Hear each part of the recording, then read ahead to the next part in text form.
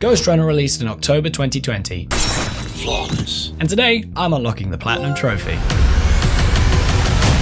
There are 45 trophies we need to unlock, 1 tower to climb, DLC to complete, and many enemies to slice up. Yes! Yes! First we need to climb to the top of the tower whilst collecting all collectibles, completing all miscellaneous tasks, and defeating all bosses along the way. Thankfully, I've played a lot of Mirror's Edge in my time, so this should be easy.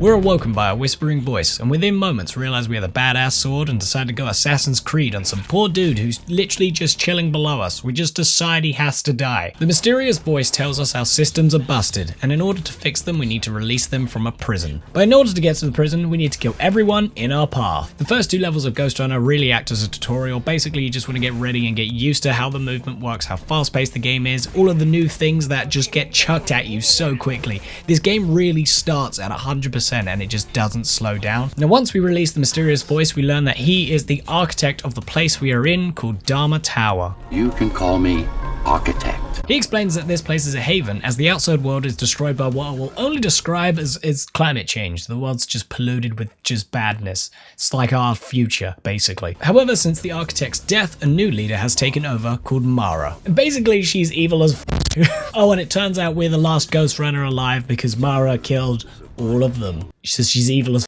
And now that we know that, it's time for us to climb to the top of Dharma Tower. But not before we meet Zoe, who is the last of the rebellious group known as the Climbers. She's also the only reason we're alive, as she's the one that fixed us. Oh, and it turns out she also named us Jack because we were super jacked up.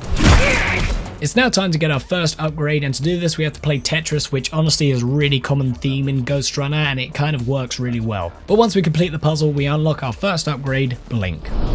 Very convenient, is it not? Sometime later, Zoe learns that bad dudes plan on shutting down the air filtration system to Sector 5, which will kill thousands of people. But old Jackie boy isn't about to let that happen, so we set about saving a bunch of people we've never met. You can tell where I stand on this. I would definitely just let them die and continue on my main mission. This is where we learn about these cool power-ups that have special abilities that we find all the way throughout the game, and here is also where we unlock the Running Out of Breath trophy, essentially for completing the level. Once everyone in Sector 5 is safe, we return to climbing the tower. And then shortly after, we unlock the Wall Runner trophy for killing 74 enemies after jumping from a wall, and eventually we find our second upgrade called Tempest. Which honestly I think I used once. It is the most okay special ability. We then meet the first boss of the game, T073M, or Tom as the architect calls him. Once we cut down Tom, we unlock the Out of Order trophy, which is easier said than done because this boss basically involves you being good at platforming, and I am not. I died so many times to this boss. Once Tom is deactivated, we continue our climb, arriving in Dharma City. And here is where we pop the sword to a gunfight trophy for killing 30 enemies with their own bullets. And then sometime later, we run into another Ghostrunner and begin chasing after it, because they're supposed to all be dead. I'm the last of the ghosts. Running. And this chase is freaking awesome. We're jumping, flipping, sliding on bloody everything, and oh my god, we also board a speeding train. Like, how cool can this game get? During all this, we also pop the Why Not Bother trophy for using 2 special abilities within 10 seconds. Eventually, we catch the mysterious copycat and learn its name is Hel, the monster responsible for killing all of the climbers, and an epic battle begins. And I die over and over and over again. Why are the bosses in this game so difficult? Essentially, beating Hel is all about timing and learning her moves, and I'm just horrendous at doing that, to be completely honest with you. But eventually, we slice off her head and get the Back to Hel trophy. Flawless.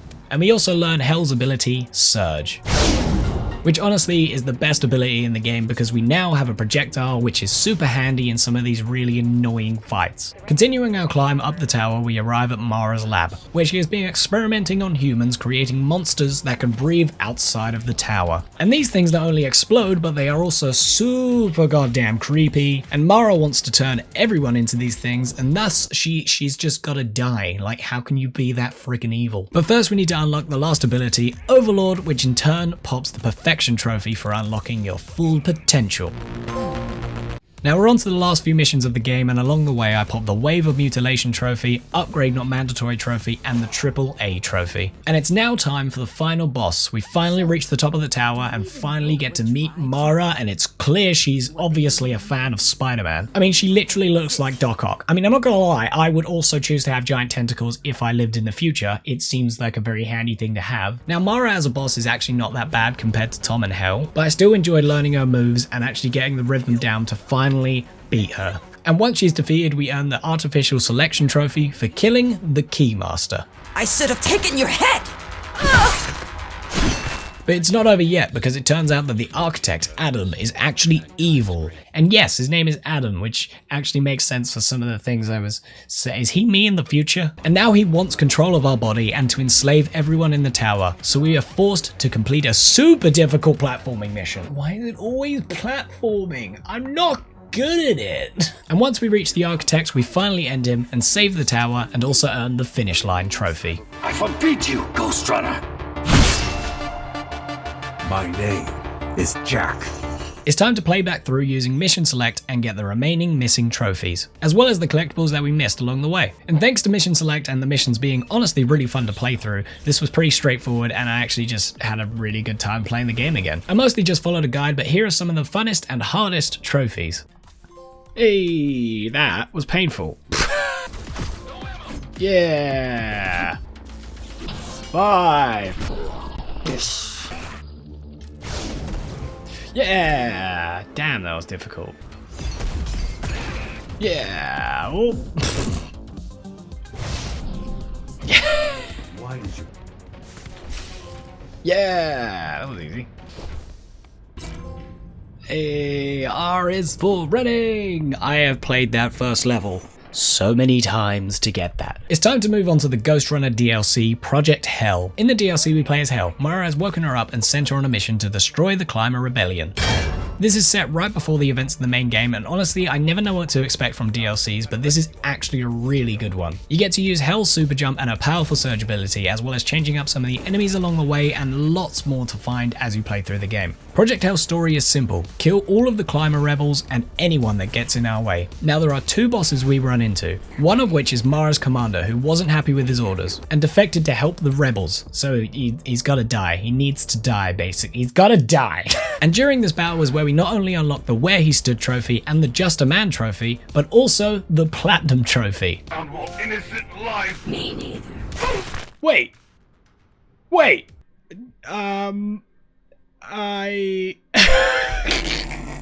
Yes, so this wasn't supposed to happen this way. I really didn't think I'd get the last trophy I left for the main game until I went back to it, but apparently during that boss battle I killed 28 enemies without dying, which is impressive, but also not at all to my plan.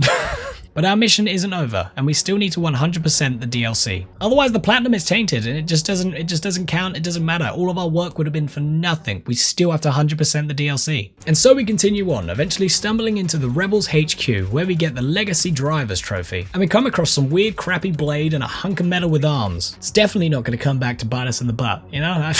It's nothing, we just ignore it. But the rebels are not here, so we push on until we eventually catch up with them. And here is where we're introduced to the last boss of the game, Diego. Fucking right! And no, it's not the Saber-tooth from Ice Age. I can see how you would be confused. This boss is actually one of the hardest just for the sheer amount of things happening on screen. You really need to pay attention to pretty much just everything happening. But eventually we defeat Diego and earn the Scrapped trophy. But the story isn't over, because it's here where it takes an interesting turn, as Hel is killed by Hel. The real Hel, I think. Dude, I don't know, the future's terrifying. But with that done, all that's left is to get the trophies we've missed and collect the final collectibles of the game. Yay, sticks and stones. Yeah, A grade. That wasn't too bad once I stopped jumping off of things. Hey, obedient machine. We did that in 11 minutes and I died so many times, but it wasn't that bad. I'm missing 2 collectibles on that, so I gotta play it again. Whee! Avoid all of the enemies!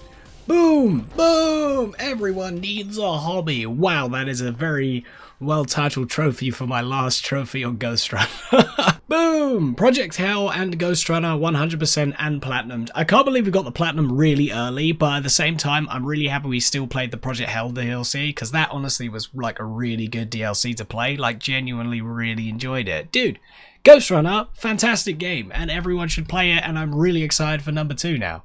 And we can now say that we have 100% completed Ghostrunner and the Project Hel DLC, as well as earned the Platinum trophy. Even if it didn't exactly go to my 5-step plan, but it's okay, we still got it. Altogether, Ghostrunner took me 12 hours to 100% and earn the Platinum trophy. The Ghostrunner. I hope you enjoyed this video. If you did, remember to subscribe, and hey, since you're still here, why don't you check out this video? It's good, and you should click the button, because if you just click it, you go and watch another great video. This one finishes, and then I love you forever, and we have a good time again. Click the video.